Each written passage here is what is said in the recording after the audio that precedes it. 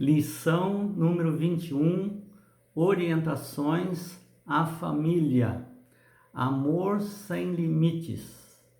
Vamos ler São Lucas 15, de 11 a 24, que fala da ovelha perdida. E diz assim, Jesus falando: certo homem tinha 2 filhos. O mais moço deles disse ao pai: Pai, dá-me a parte dos bens que me cabe. E ele lhes repartiu os haveres. Passado não muitos dias, o filho mais moço, ajuntando tudo que era seu, partiu para uma terra distante e lá dissipou todos os seus bens, vivendo dissolutamente. Depois de ter consumido tudo, sobreveio àquele país uma grande fome, e ele começou a passar necessidade. Então ele foi e se agregou a um dos cidadãos daquela terra, e este o mandou para os seus campos a guardar porcos. Ali ele desejava fartar-se das alfarrobas que os porcos comiam, mas ninguém lhe dava nada. Então, caindo em si, disse: quantos trabalhadores do meu pai têm pão com fartura, e eu aqui morro de fome. Levantar-me-ei, e irei ter com meu pai, e lhe direi: Pai, pequei contra o céu e diante de ti. Já não sou digno de ser chamado teu filho. Trata-me como um dos teus trabalhadores. E levantando-se foi para seu pai. Vinha ele ainda longe quando seu pai o avistou, e compadecido dele, correndo, o abraçou e beijou. E o filho lhe disse: Pai, pequei contra o céu e diante de ti. Já não sou digno de ser chamado seu filho. O pai, porém, disse aos seus servos: trazei depressa a melhor roupa, vestiu, ponde-lhe um anel no dedo e sandálias nos pés. Trazei também e matai o novilho cevado. Comamos, regozijemo-nos, alegremo-nos, porque este filho estava morto e reviveu, estava perdido e foi achado. E começaram a regozijar-se e alegrar-se.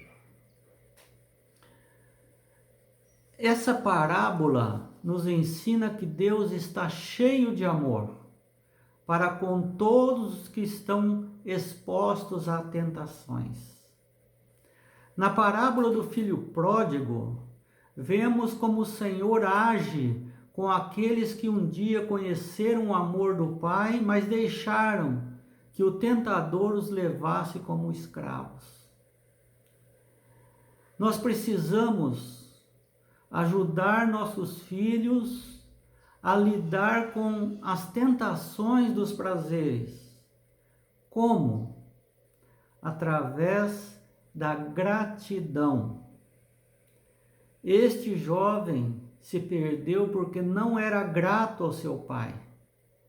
Não reconhecia que o que eles tinham ali era porque o seu pai estava mantendo tudo aquilo ali. E também a valorização das questões celestiais. A vida não é só essas coisas que vemos aqui, que sentimos e que desfrutamos aqui na terra. Existe uma vida eterna a ganhar e a perdição a evitar. Isto precisamos ensinar nossos filhos desde criança. O pecador gosta de satisfazer seus desejos com os prazeres do pecado. O filho pródigo, ele reivindica as bênçãos de Deus como se fossem suas por direito. Não tem a mínima gratidão.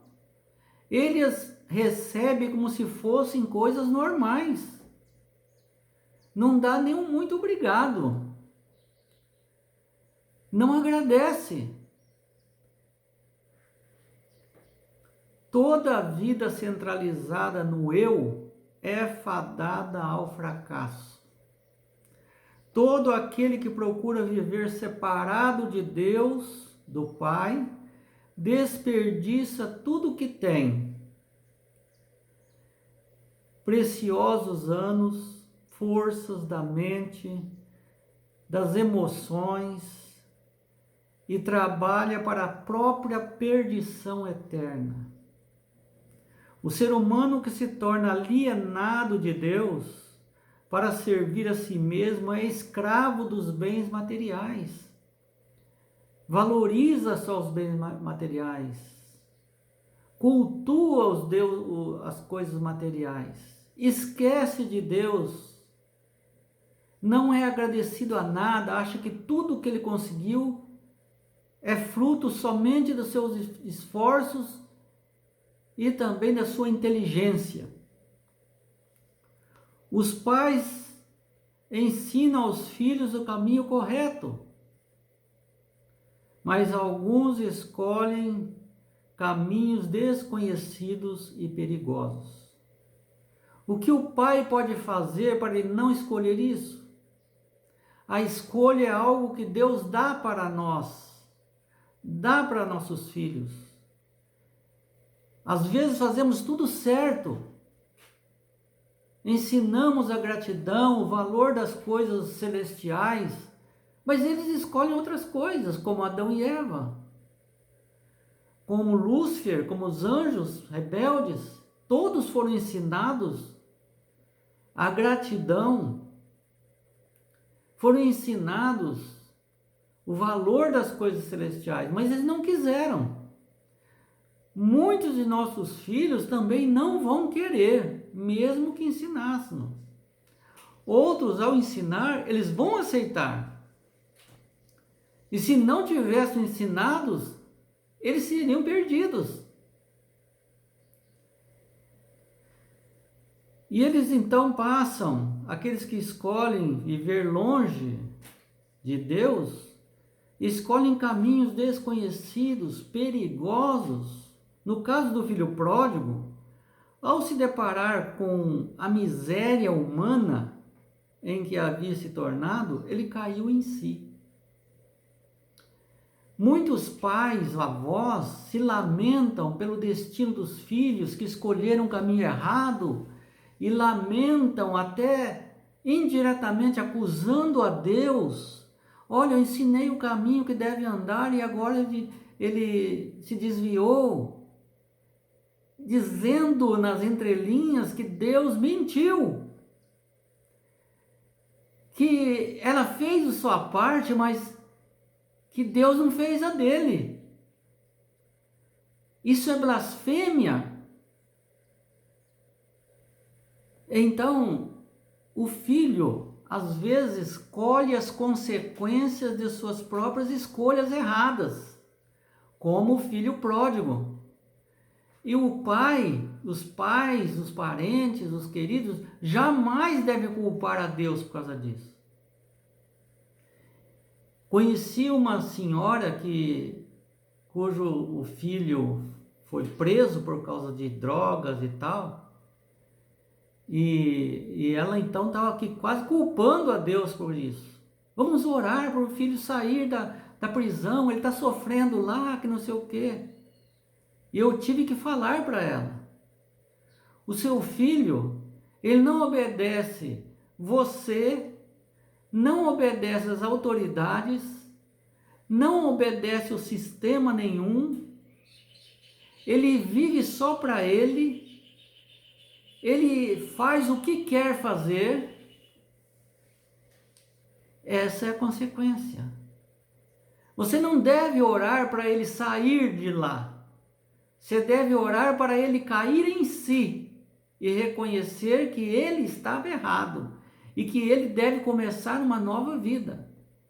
Se isso demorar 10 anos ali, que demore 10 anos ali, mas que saia dali transformado por um milagre de Deus.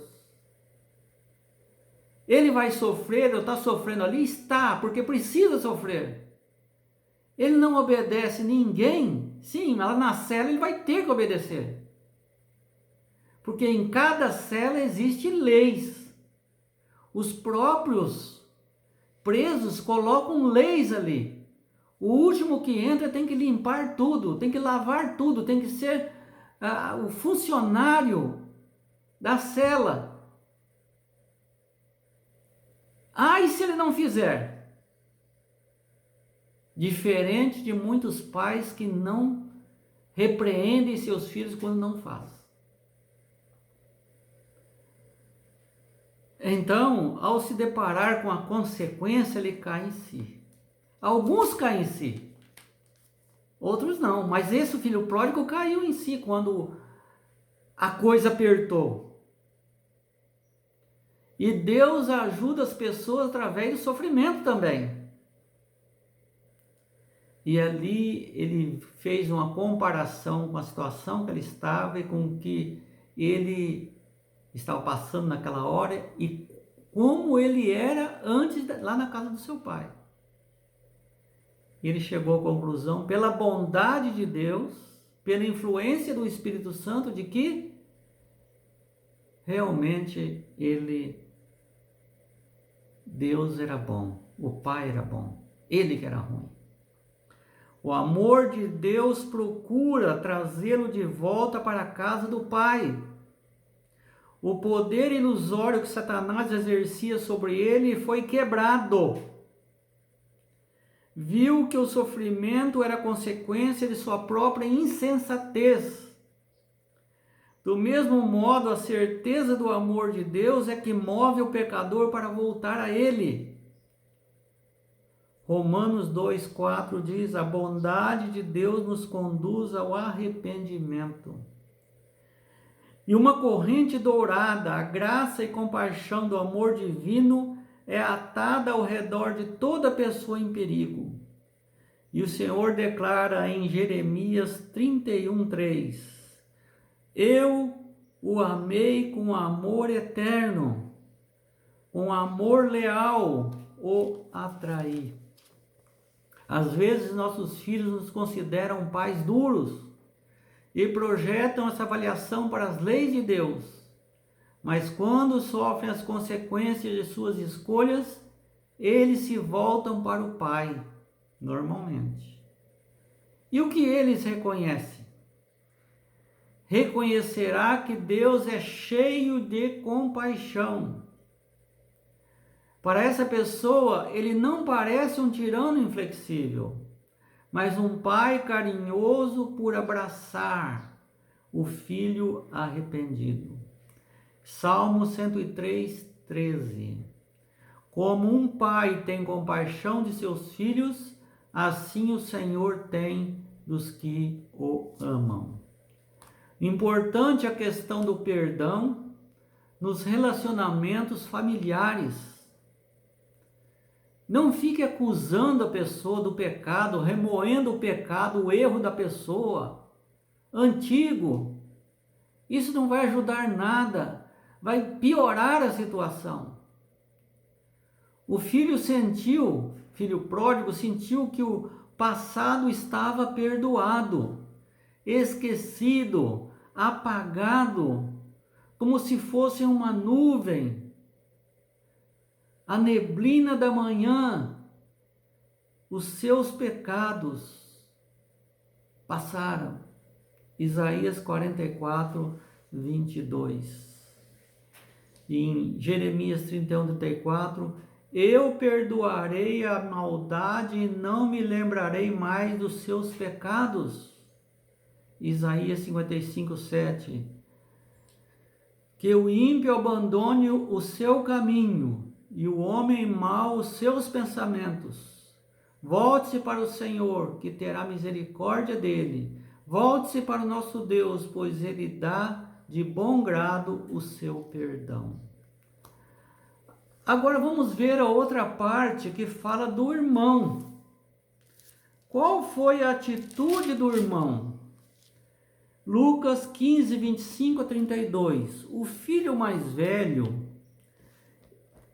Ora, o filho mais velho estivera no campo, e quando voltava, ao aproximar-se da casa, ouviu a música e as danças. Chamou um dos criados e perguntou-lhe que era aquilo. E ele informou: veio teu irmão e teu pai mandou matar o novilho cevado porque o recuperou com saúde. Ele, o irmão mais velho, se indignou, cólera, inveja, e não queria entrar. Saindo, porém, o pai procurava conciliá-lo. Mas ele respondeu a seu pai: há tantos anos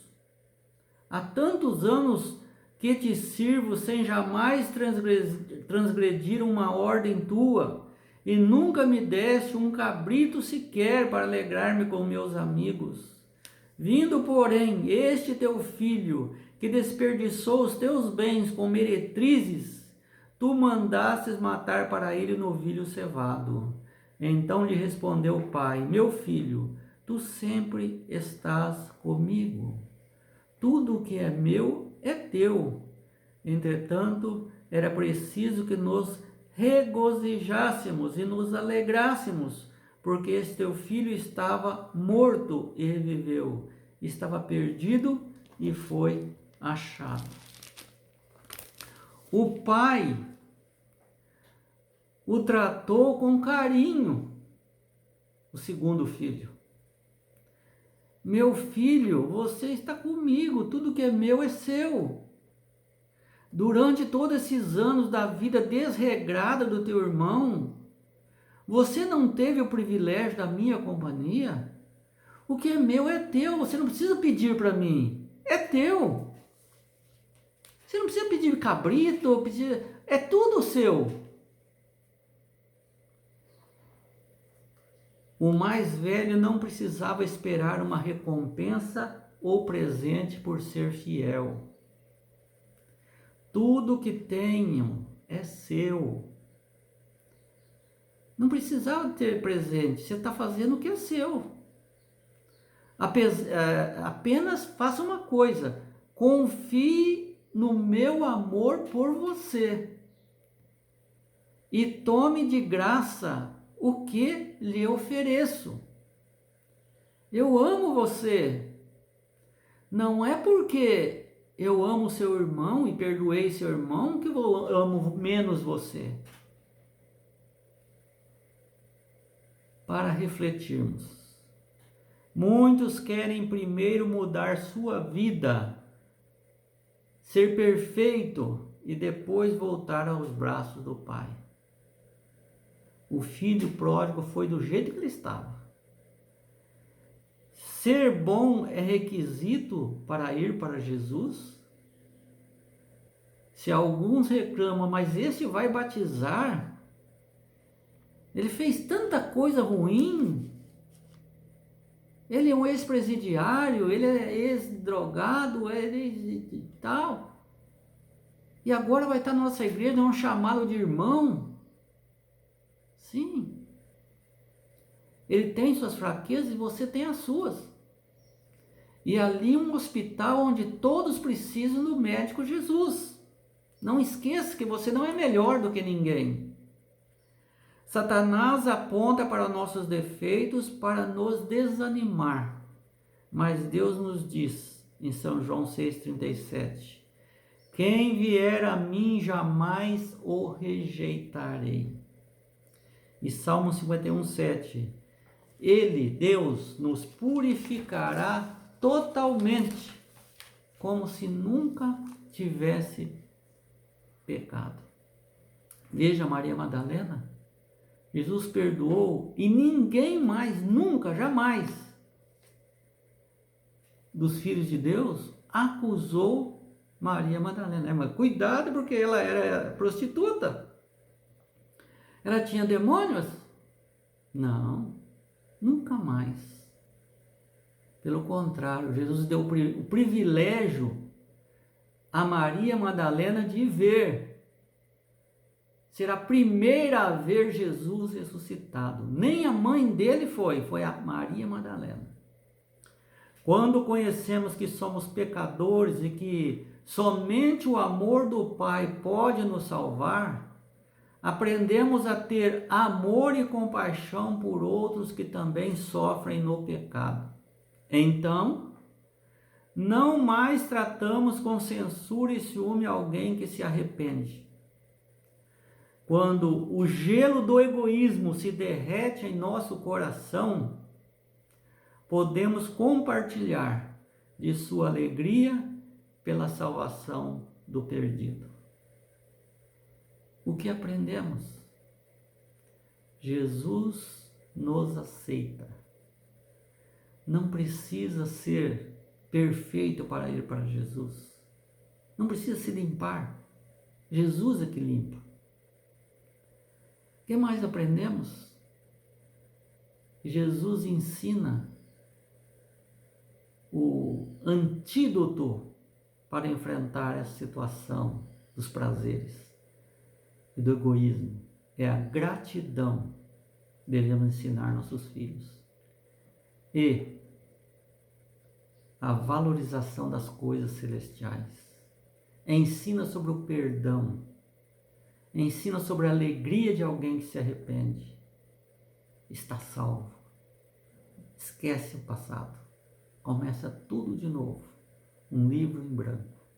Isto serviu para o filho pródigo, para seu irmão e para todos nós.